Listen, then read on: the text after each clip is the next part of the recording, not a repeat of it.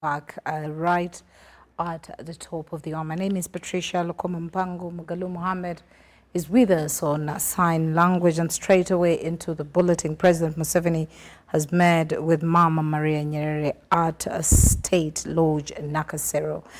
During the meeting, President Museveni praised Mama Maria for coming up with an idea of praying through the Uganda matters to ensure that the canonization of the late Mwalimu Nyerere materializes. President Museveni further expressed gratitude to God for giving Mama Maria a healthy life and for enabling her to come to Uganda every year for the good cause. On behalf of Mama Maria, Sir Eldina Mike Ondatu thanked President Museveni for loving the people of Tanzania and for always giving them a warm reception whenever they come to Uganda. Every 1st of June, ahead of the Uganda Martyrs' Day celebrations held on the 3rd of June, Mama Maria attends Nyerere Beatification Prayer Day at Namugongo Catholic Shrine. On May 13th, 2005, Pope Benedict declared Nyerere a servant of God, the first step towards the beatification and the canonization of the sainthood. The former president of Uganda, Mwalimu Nyerere, died on the 14th of October 1999 at 70 years of age. Since 2009, the faithful have held the Mass at Namugongo ahead of the Martyrs' Day celebrations, with the congregation praying for the beatification of Nyerere. Nyerere's family is always represented in such prayers by Mama Maria Nyerere.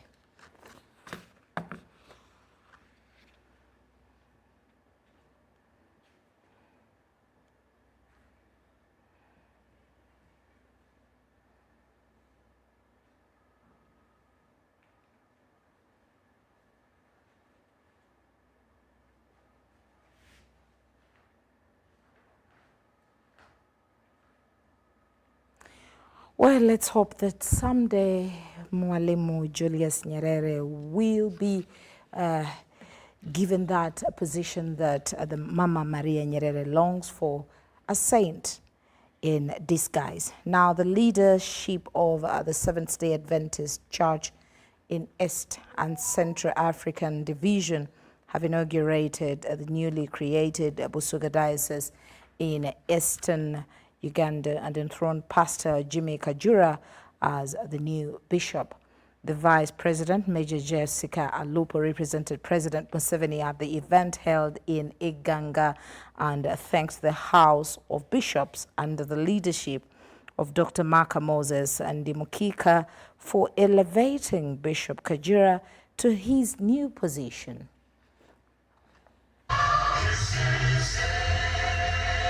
Because of the growth of this church, we requested our regional leader to grant us four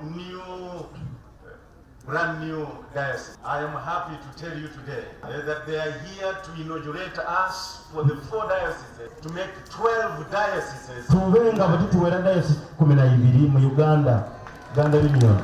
Busoga Diocese being one of them. I greet you all in the name of our Lord Jesus Christ. I wish to thank Honorable Mile Babalanda, Minister for Presidency, for inviting me to witness the inauguration of the new field. I am happy to join the believers of Busoga Field to celebrate the consecration of our son, Bishop Jimmy Kajura. I congratulate you upon this spiritual achievement. I wish to thank the House of Bishops under the leadership of Dr. Maka Moses Ndimukika for elevating you to this new position.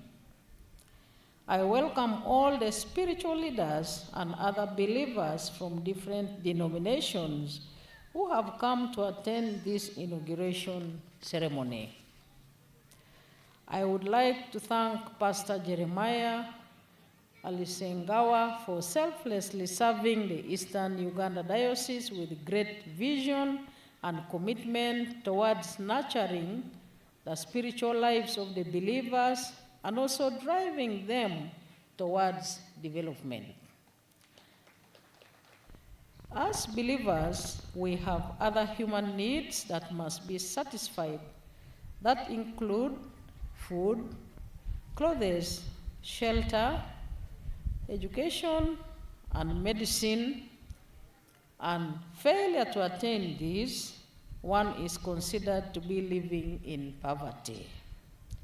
Therefore, I call upon the Seventh-day Adventist Church to continue partnering with government in the wealth creation campaigns to eliminate poverty. His Excellency the President supported this ceremony with 30 million shillings, which was already sent. It was sent to the account, and the minister has a receipt as evidence.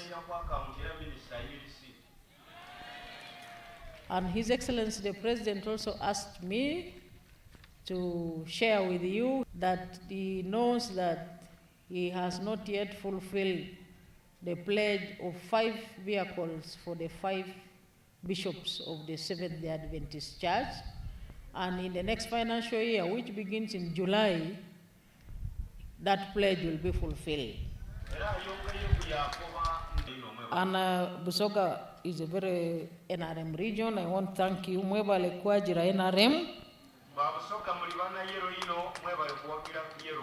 Ate mwebale kwajira President Yoweri Kaguta Museveni.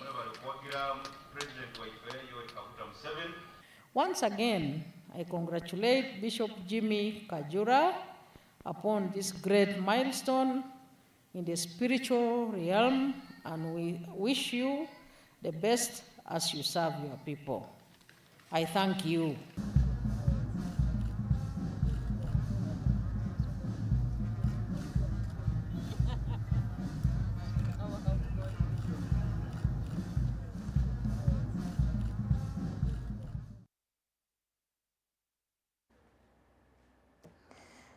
Now, Uganda People's Defense Forces say General Peter has no criminal record that warrants sanctions from anybody or any organization. UPDF Deputy Spokesperson Colonel Deo Akiki says the general remains a committed, crime-free officer willing to continue serving his country. Uganda. First of all, we have heard of the sanctions against General Peter Luwero. This is not the first time. And these sanctions affect General Luwero as an individual, and therefore they have no consequence to the institution of the UPDF, indeed to the country. General Peter Luwero himself, he has told you that going to the United States or any other country is of no consequence to him. And therefore, his sanctioning, maybe even himself does not know to what extent it affects him. But as far as we know, as an institution of the UPDF, or Ministry of Defense, the sanctions are of no consequence to us. We thought that a sanction is given to someone as a punishment, probably, to make sure there is something he loses. The general himself said he has nothing to lose. And therefore, we don't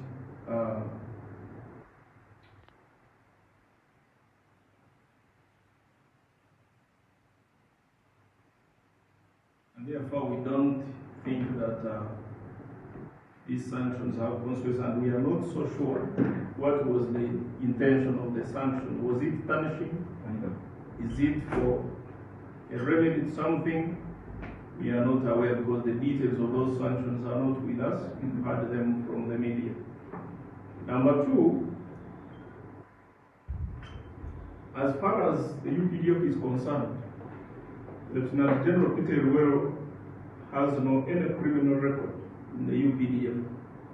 He has commanded wars, he has served as a deputy CDF, he has never been taken to any courts of law, either by the UPDF or by any civil entity accusing him of any crimes committed, and therefore he remains a committed and criminal-free UPDF officer according to our records. And now, he diligently served as a deputy CDF, and he has been appointed of recent a senior presidential advisor. That the general everywhere we know until anybody or any competent court comes out and says he has a case to answer. Maybe another thing we can talk of is the people who are putting the sanctions. The reasons why they sanctioning everywhere are brief to them because they did not share with us the investigations they did. As far as we know, the incident of Kasese that happened, the matter has been before the courts of law. Those who were accused and arrested are undergoing the court procedures. Others have been acquitted. Others are still in court.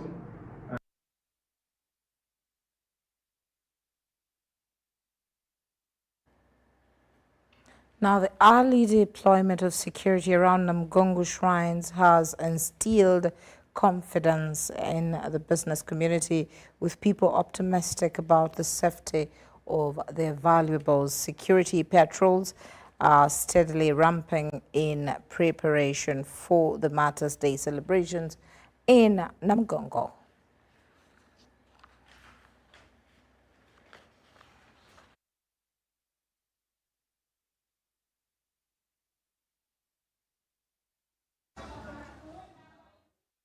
With anticipated attendance of the President and other high-profile dignitaries' pilgrimage to Namgongo Martyrs site, the Special Forces commanders assumed control of security at the main entrances to ensure thorough checks of all entrants.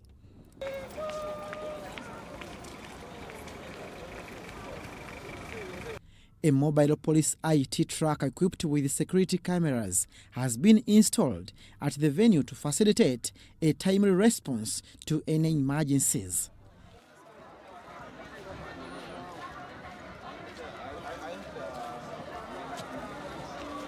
The business community remains optimistic about the safety of their enterprises, bolstered by the robust security deployment at Namugongo. We have enough security here, so security is very tight. I thank the policemen. However, there are calls for the police to focus on the preventing petty crimes, such as the theft of valuables by individuals posing as pilgrims. Security weriera nga we mugirabye teri muntu akwatamu ne munsawo kwegamba buli kimu kiri bulungi nga banaffe bano we bali bave mu mirimu egy'abakifeesi okuba abantu emigere nga bye tulaba ku mativi naye bajje tukole. Traffic diversions have been implemented to facilitate the smooth movement of pilgrims and reduce on congestion around the venue. Thus far, no serious security threats have been reported, and the situation is expected to remain calm throughout the event. Patricia Lukoma for UBC.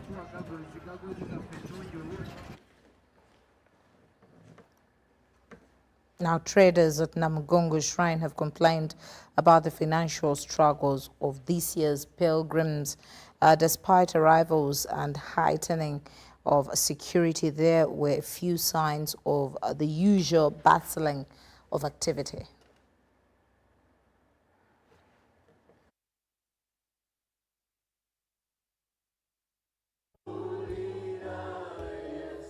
At around 10 p.m., we arrived at Namgongo Anglican Martyrs site, where we found Christians deeply engaged in the Mission Night Crusade with songs of praise and worship. During the overnight crusade, many Christians experienced deliverance, with several giving their lives unto Jesus.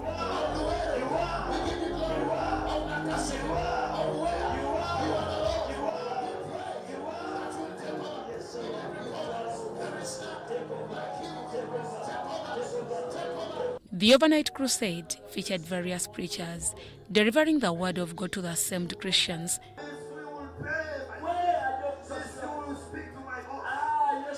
kale tulowooza nfe tujja kwogera ekyo ekitugwanidde okwogera kubanga bwe twogera Katonda kyayagala ate ye Katonda yakola. Kuffe tekuli mulokozi, omulokozi ye Yesu. Kati oyo gwe tukola ki? Moment, the gospel has been preached. We have a record of over 30 people that have come to the Lord today. And tomorrow we are going to take it to another level because we want to get to the stalls. Reverend Simon Peter Demberia Yesu, the provincial head of Mission Church of Uganda, encouraged Christians to join the crusade, which will run until 2nd of June. On Sunday we shall have services around here, but also have a mega overnight. Now, the overnight of the 2nd, which is Sunday, will happen in the amphitheater because by then we expect that all the masses will be here. The men that God has called for that day are already in place, and we are excited about it. We also observed the situation at the Anglican Matters site during the night. Unlike the bustling activities during the day, the site was calm at night, with some businesses closed.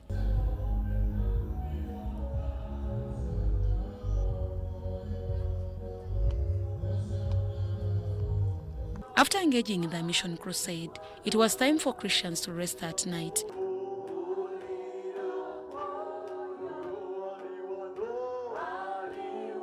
Many have traveled long distances, so we can't keep them on tension throughout the night. We want to have a cool in the night so that people can really have moment to rest. While Christians rested, security personnel were working diligently to ensure their safety, patrolling the area throughout the night. We also visited the amphitheater, which was lit up with some decorations, adding to the serene nighttime atmosphere.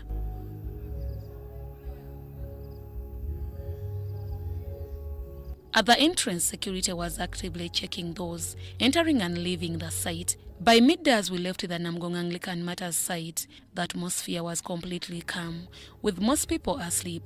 Deborah Namamonde, Tanaba Kenneth, UBC News. Well, thank you very much there, Deborah Namamonde. And of course, that was the story about the night of deliverance at Namugongo Anglican Matters site during the mission of overnight crusade. Now, as we move ahead, still in Namugongo, as we anticipate commemorating Martyrs' Day at the Namugongo Anglican Martyrs site on June 3rd, the Archbishop of the Church of Uganda, Dr. Samuel Stephen Kazimba Mugalu, visited the site where the celebrations will be taking place. Upon his arrival, Archbishop Kazimba Mugalu was welcomed by the chairperson organizing committee, Right Reverend Ruben Kisembo, along with other bishops, including the Bishop of Namilembe Diocese, Right Reverend Moses Banja. Among those welcoming him were Christians engaged in a mission crusade. For their second day, Archbishop Kazimba joined them in praise and worship. During his visit, Archbishop Kazimba preached to the Christians, thanking them for participating in Martyrs celebrations, but also cautioning them against acts of immorality. And these patterns of this world are not good for our kingdom.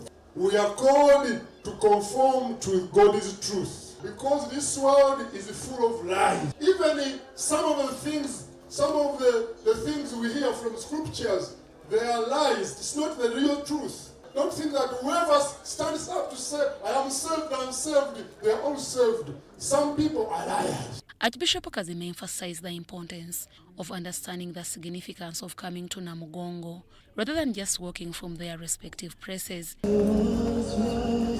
He also toured the amphitheater, where the main service will be held on June 3rd, 2024.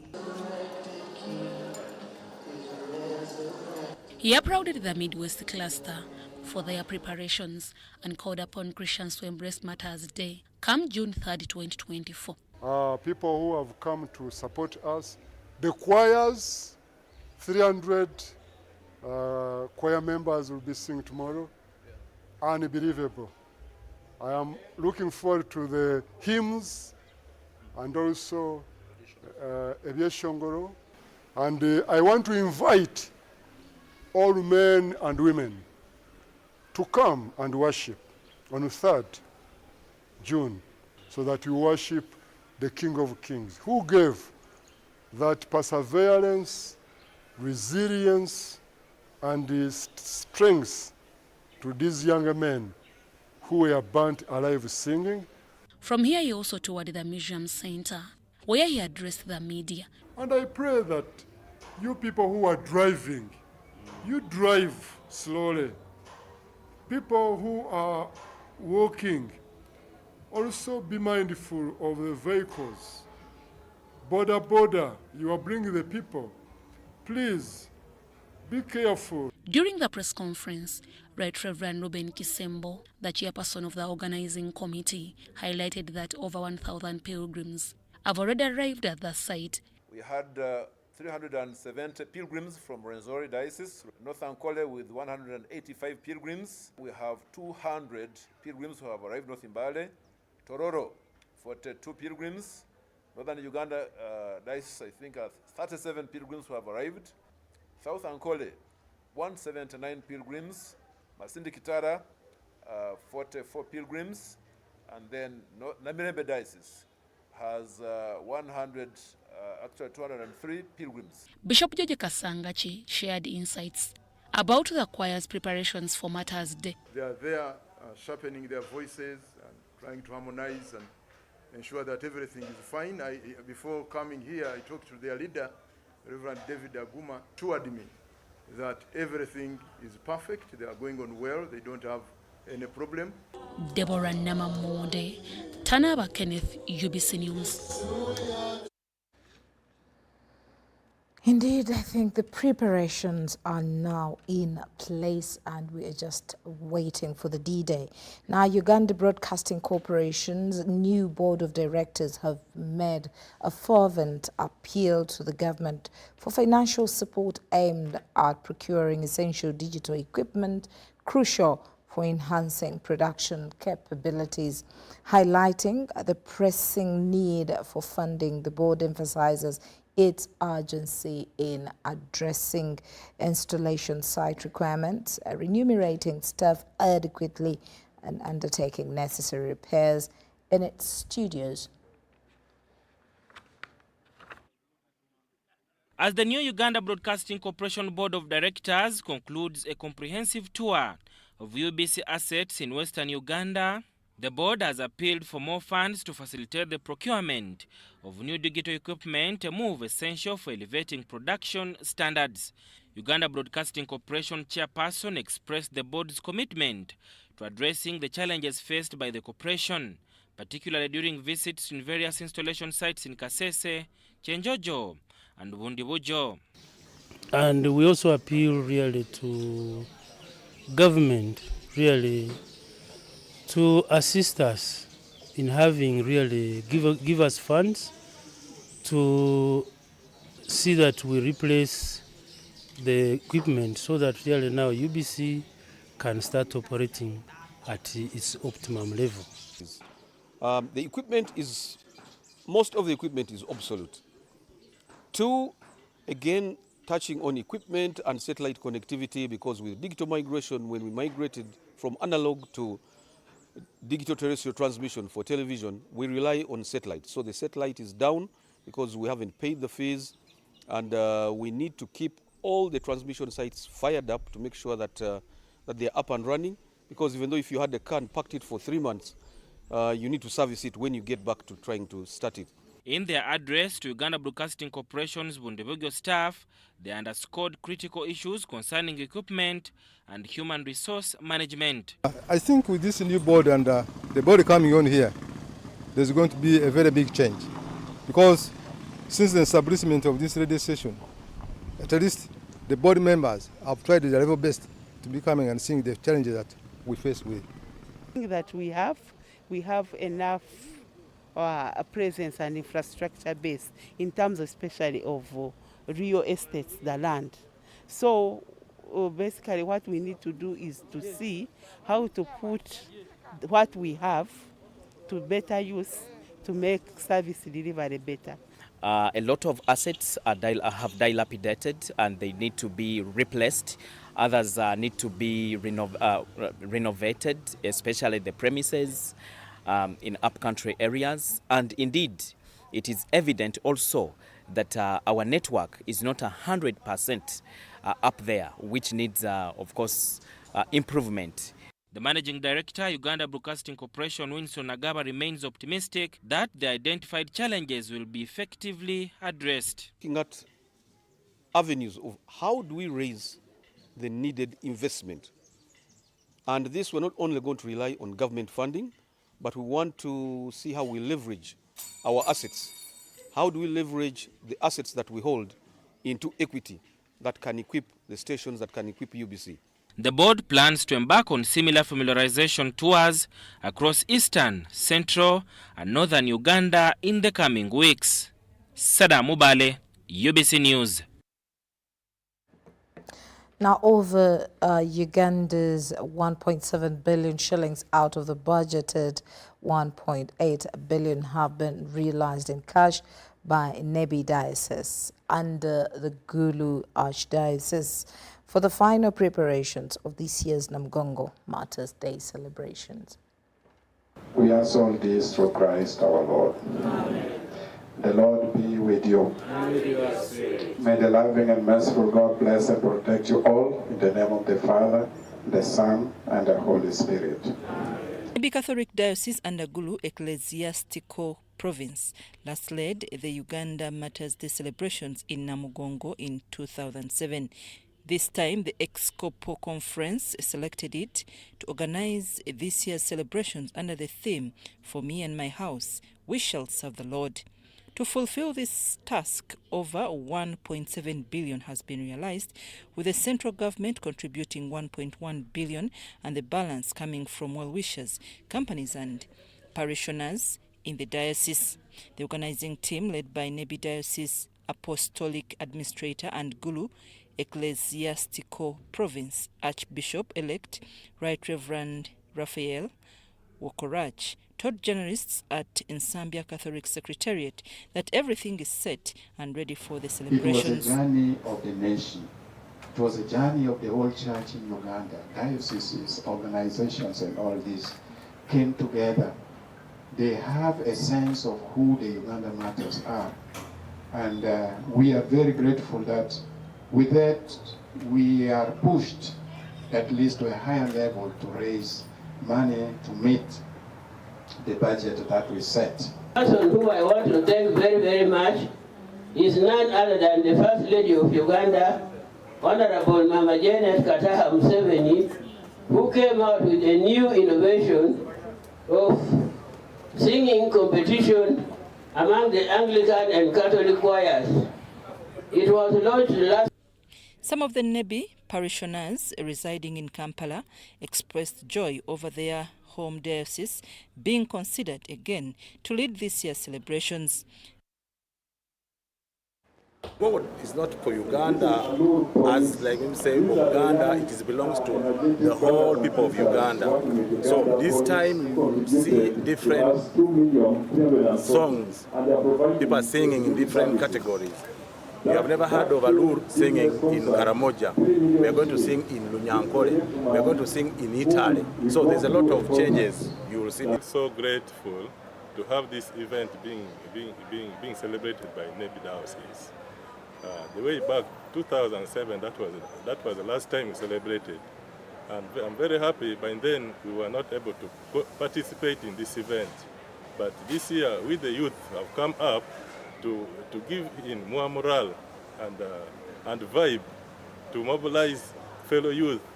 As we came in, we physically contributed. The executive director of the Uganda Tourism Board, Lilian Ajarova, described the Martyrs' Day celebrations as a significant boost to faith-based tourism in Uganda. We, this year, as Uganda Tourism Board, will continue with our partnership with the church, and very specifically the Catholic Church, but also the Anglican Church. Gulu Archdiocese comprises Gulu, Nebi, Arua and Lira dioceses. I'm Nafka Farida and Juko Collins for UBC. Now, parliamentary alumni of Uganda Association members have urged the government to make their pensions inclusive and to enhance them to at least 30% of what current members of parliament are earning. Former Speaker of the East African Legislative Assembly, Dan Kidega, while officiating at the extraordinary meeting held at Parliament, appealed to government and society to treat alumni with dignity and to provide them with space to participate in the country's development. The Association of Parliamentary Alumni of Uganda has held an extraordinary meeting where they passed resolutions to validate the Council's activities and decisions made during their term of office and after. Established in 2019, the leadership of the association had not changed, despite the PAO constitution stipulating a 2-year term for each leadership. Jacqueline Chatuheire's term as chairperson had not been renewed, causing a stall in the association's activities. Chatuheire attributed these problems to the effects of COVID-19, which resulted in the deaths of some members and their loved ones, compounded by the Ebola outbreak. The stigma of losing loved ones, let alone economic losses due to the lockdown of economic activities, troubled many people all around the world in this case, and we are no exception. People mourned for the untimely and numerous deaths of loved ones and livelihoods. This required time to heal and come back to their feet, where others have not up to now. Former MP Dr. Francis Epatites detailed their efforts to push for pension enhancement and the suggestion to pursue ex gratia payments, which have also faced delays. Former MPs in the 7th Parliament used to receive 1.4 million shillings as pension. So we decided as executive that we should try to have an inclusive pension for all former members of Parliament, but also enhance it. Because even those ones who are getting it now, it is very little. And we proposed that we put it at 30% of what the current members of Parliament are earning. Argument is, the rest of the parliaments from the 1st to the 6th really went with totally nothing. We have kept arguing in the board.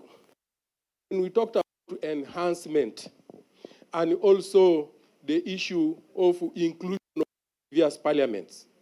The current law gives a mandate to the board to deal with only those which the Act covers. That is up to 2001. Other former MPs reacted to issues of health insurance and the challenges posed by COVID-19, as mentioned in the chairperson's report. While officiating at the meeting, Dan Chidega encouraged the alumni, stating that they still have significant roles to play and can take on advisory positions after their electoral careers. Is the priority or the developing agenda of Uganda? Many Ugandans out there are confused. They are lost. And you have a role to redefine, beyond just leadership, the population where you live.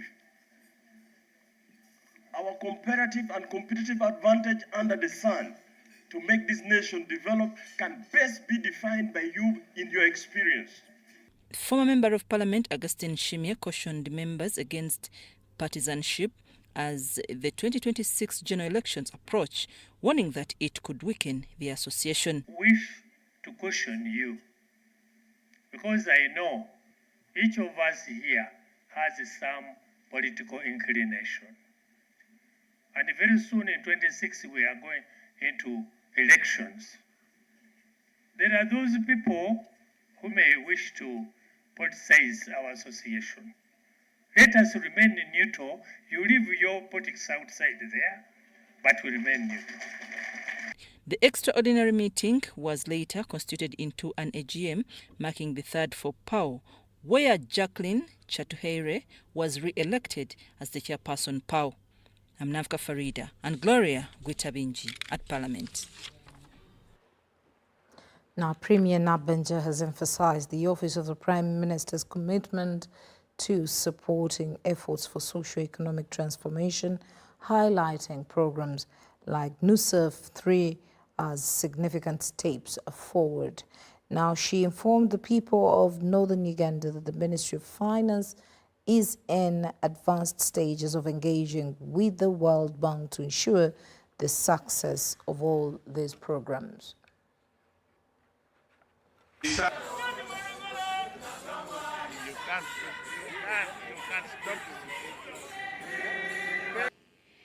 So I'm here on behalf of the President to assure you that your pain has not gone unnoticed, and that is why government came up with a number of programs focusing on this region.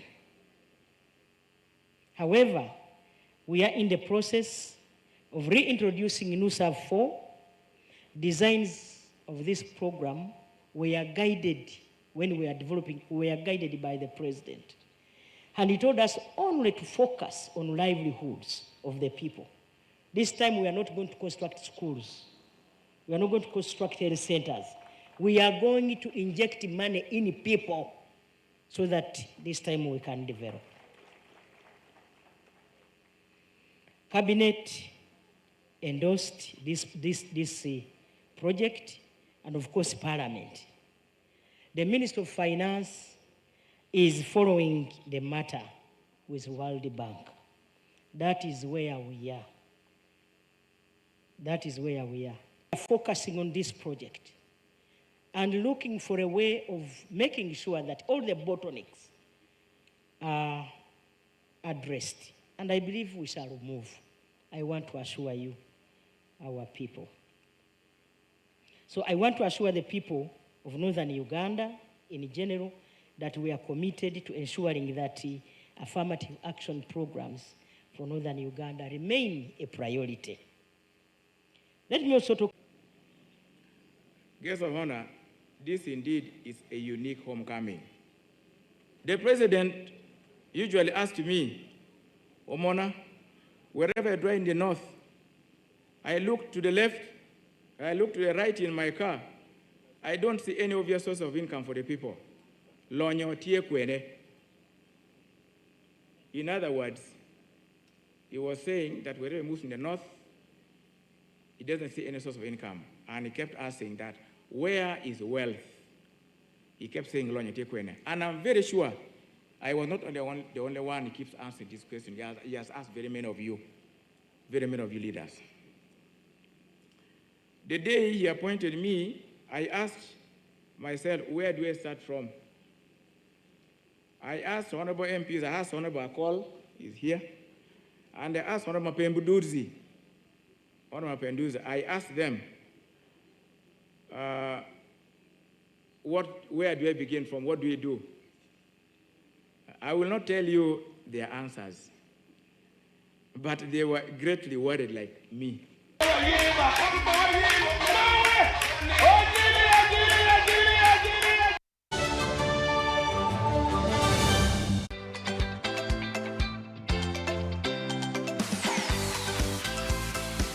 Morning time wao mwami wange nangamba yesterday bamukubiddeko essimu aba MTN nga bamugamba nti awangudde ssente school fees owa Andrew.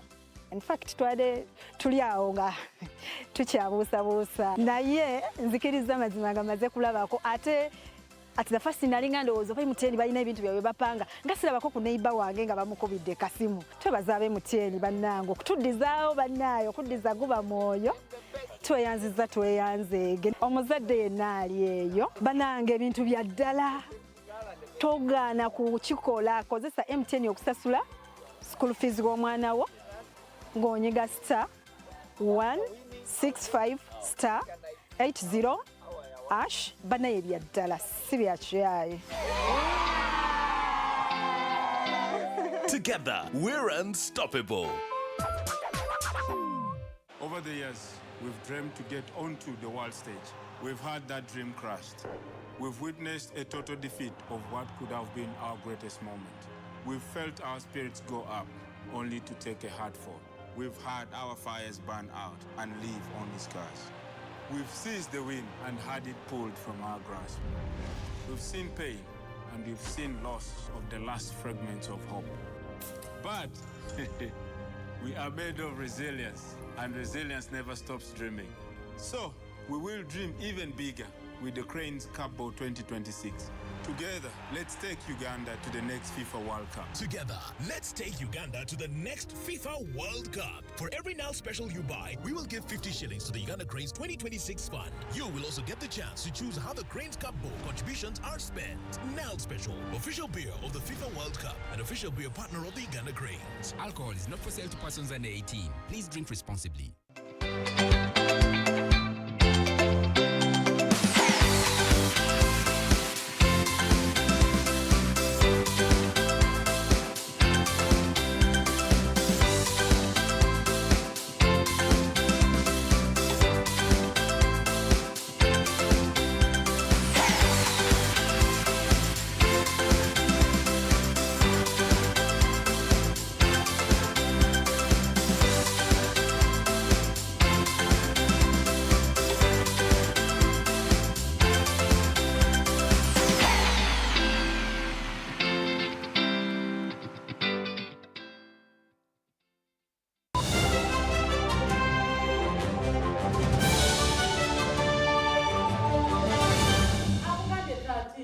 Dindako.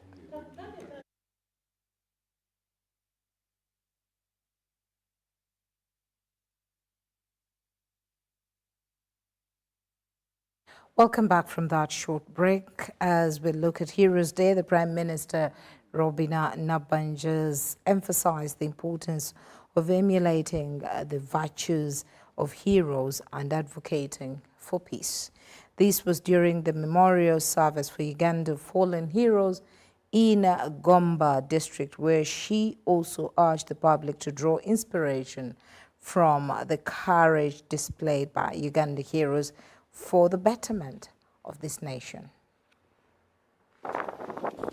Premier Robina Nabanja has highlighted government's commitment to addressing issues such as rampant land evictions, particularly in central Uganda. This was at an event organized by the Ministry of Ruwero-Rwenzori Triangle under the Office of the Prime Minister, took place in Penja Sub-County, Gomba District, as part of the lead-up to Heroes Day celebrations on June 9th. I wish to urge each one of us to emulate the virtues of those we honor. Let us be diligent in our duties, compassionate in our interactions, and steadfast in our commitment to national unity and development. The third Deputy Prime Minister, Lukia Nakadama, represented Premier Nabanja at the event. I want to reiterate the government's commitment to protecting citizens' land rights. The land rights. The illegal and forceful evictions are unacceptable and will not be tolerated. The President directed that this must stop. I have also been informed that landlords here are forcing Uganda holders to share their land. State Minister for Ruwero-Rwenzori Triangle, Alice Kaboyo, called upon religious leaders to encourage their followers to actively participate in government programs aimed at a national development. I would like to take this advantage of this platform and appeal to all our religious leaders to continue educating and sensitizing our people about government programs. Bishop Michael Rubowa of Central Uganda led the service, expressing gratitude to President Museveni for his efforts in securing the country and pledging support for him in the upcoming 2026 elections.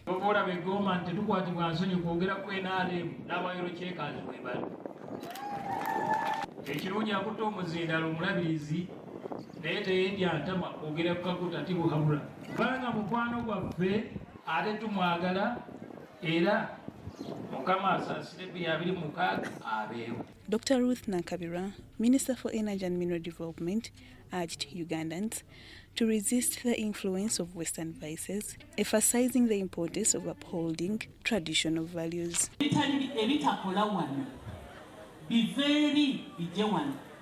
nga mukozesa ssente y'ebintu ebyo bye tutaagala na kwogera. Ssente ziyiike wano nga ziva mu bintu ebyo bye tutayagala ebya kibaliga. Singa abantu bakola kibaliga tenti eno yalibaddemu abantu. Brigadier General Jacob Asimwe, chairperson of the Verification Committee, announced the resumption of Kasimo money distribution for veterans. There were some issues to be sorted out, which have been sorted out, and now we have resumed already. We are already paying in Greater Ruweru, the districts of Nakasongora, Ruweru, Nakasongora. Prior to the service, Prime Minister Nabanja paid respects at a mass grave and laid a wreath at the graves of fallen heroes. She also visited patients at Gombe Hospital and a medical camp organized by the Prime Minister's office, where over 1,000 individuals received free medication. Lydia Chomkama and Andrew Sebida, UBC News. Now, the Uganda National Health Consumers Organization has taken a significant step towards the battle against tobacco, that is tobacco use, by introducing the Tobacco Law Act. The landmark initiative aims to bolster the nation's effort to curbing tobacco consumption, particularly among the youth. The Commissioner of Mental Health and Control of Substance Abuse and Non-Communicable Diseases, Hafsa Lukwata, drew attention to alarming statistics revealing that as of 2018, 11% of students aged 13 to 15 were smokers. This year, every year, we have themes, and for this year, it's protecting young people from tobacco industry interference. So we know it very well that the industry targets young people, and very specifically these ones in school, and very specifically the day scholars. They find them as they go home, they use them in their marketing, they use them to attract, to get them to sell to the other young people. So really coming here in Kololo here, a day school with a very high number of students, with their population is quite high. So talking to them and telling them the truth about the tobacco and everything it does, I think we shall have moved a long way. It is a mile.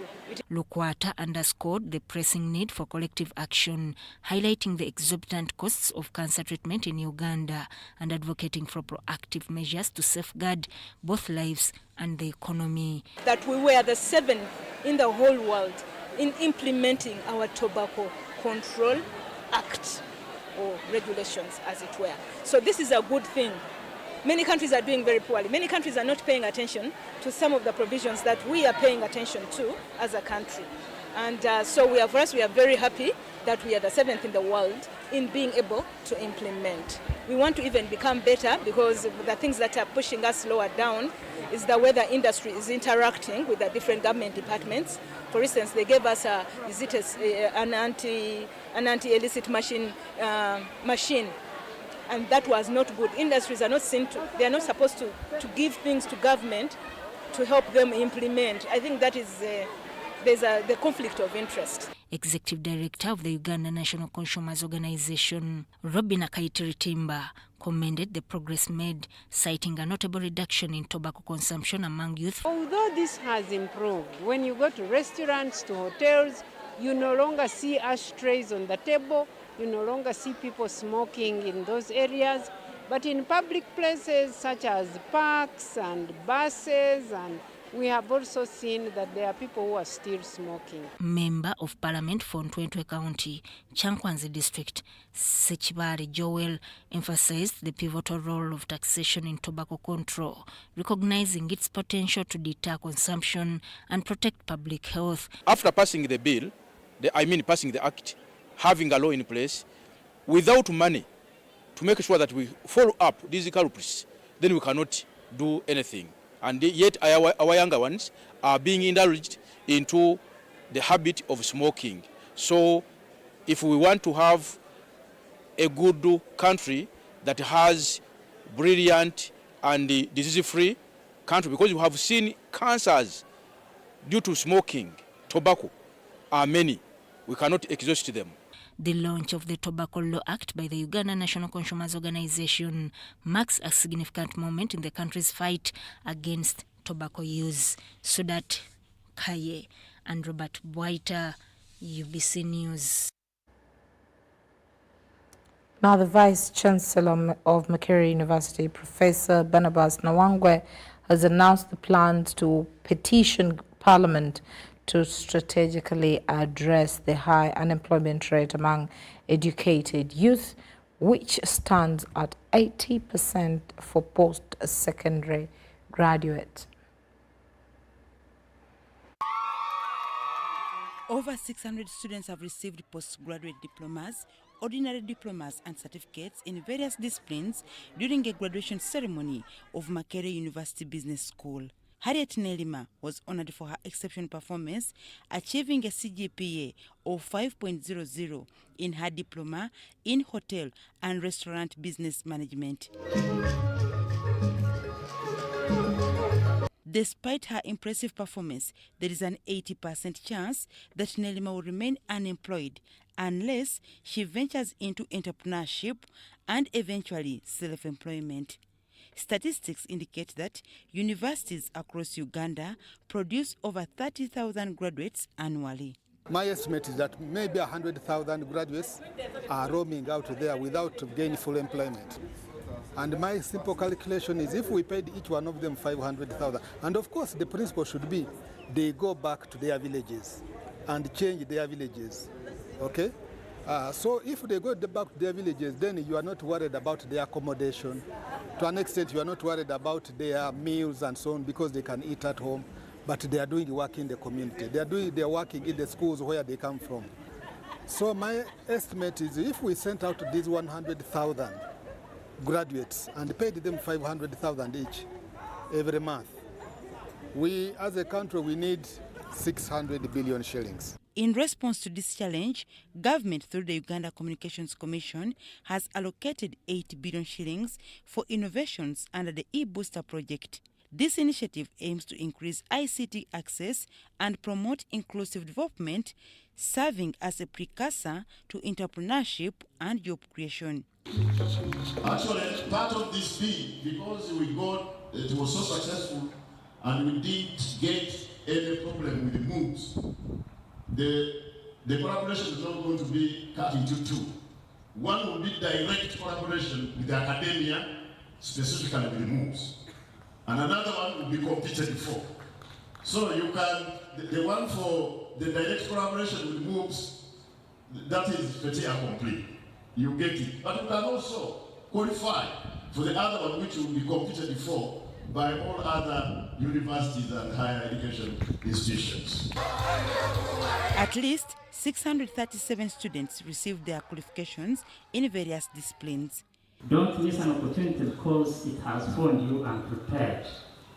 And I advise you to keep relevant, to read what, if you don't read, you can even forget English. The 17th graduation ceremony was held under the theme Navigating the Digital Frontier, Empowering Innovation, Entrepreneurship, and Security for Economic Empowerment. Dorcas Kimono, UBC News.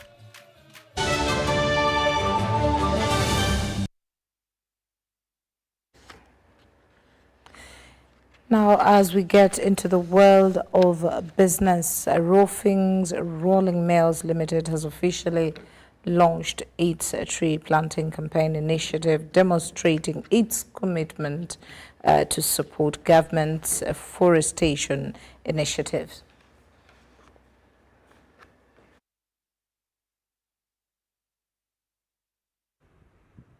As you all do know, that Namanve Industrial Park was previously called Namanve Forest. The tree planting campaign by Roofing's Rolling Mills is a significant step towards climate change action. The hope is that as they grow, they will help to absorb greenhouse gases, purifying the air. We have already given out like 1.5 million trees to different areas of the country. Our goal is to ensure that by 2030 we have actually germinated and distributed about 8 million trees. These particular tree seedlings are to be planted in several locations of the National Industrial Park, which is a high pollution area. We do not license investors in wetland. So if you see a factory in a wetland or they are starting to construct, please de-associate yourself, and because we do not know them and we don't agree with them. That you are the anchor investor in Uganda in KIBP Namamve, but now you're also becoming the anchor investor for greening our industrial park. So I'm very grateful. For that we should clap for roofings, really. Manufacturers and various government agencies like NEMA and UIA commend and support Roofings' initiative and implore others to emulate it if we are to attain net zero emissions by 2050. By comparison, in 1900, 45% of Uganda was covered by trees, 45% of the land surface. In 2015, we had lost all these trees to only 9.5%. So the country quickly realized that we were entering into a crisis, and initiatives like these started. Climate change is no longer a new phenomenon. However, it will take the initiative of government and large corporations to lead by example for citizens to follow suit. Wadulo Mark Arnold, UBC News, reporting in Namave.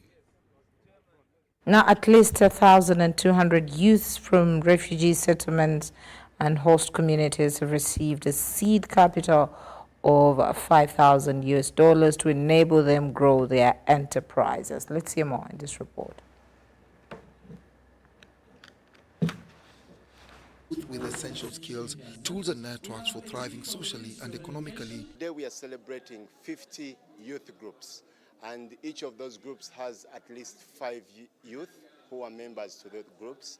So 50 groups, $5,000 for each group, so a lot of investment has gone into this. By training 1,200 youth from refugee and host communities, WAZESH and its partners, including International Labour Organization and UNICEF, are setting the young people on a path of success in business. The innovations that have been displayed today, some of the young people are doing lots of businesses around recycling.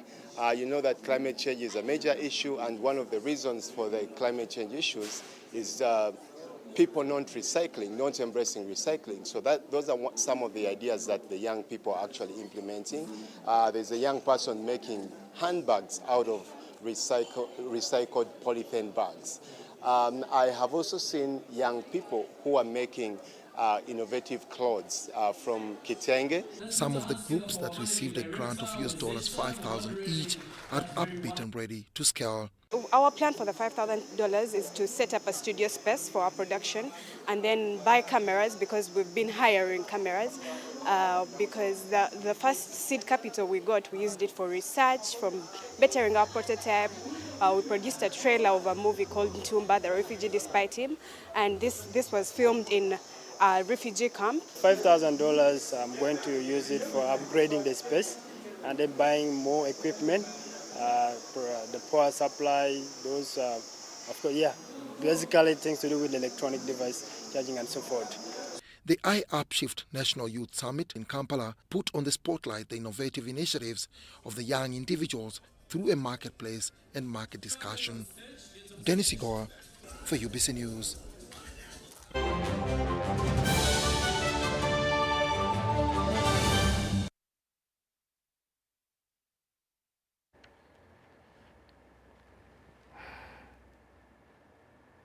And in sports, as we look at the academy football, visiting English former Newcastle United defender Stephen Taylor has appreciated work at Motherwell School and Sports Academy with a promise of collaboration to benefit Uganda in a long run. Let's hear more in this report.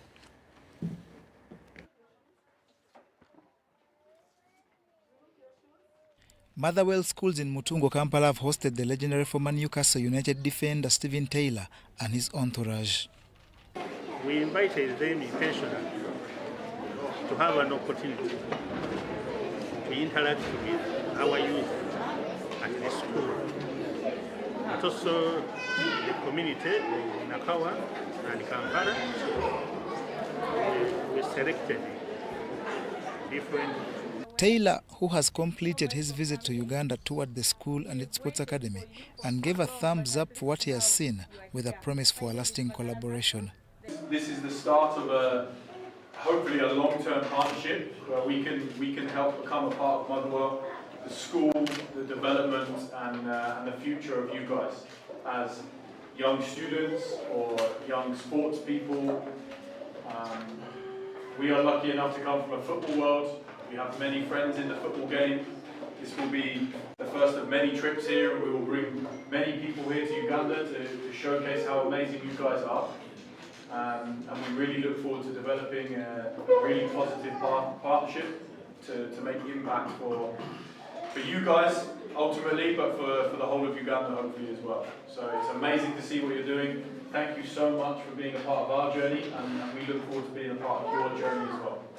Stephen Taylor represented Newcastle United for 13 seasons between 2003 and 2016, appearing more than 215 times and scoring 13 goals. Upon retirement, he went into managerial roles and is now mainly based in Dubai.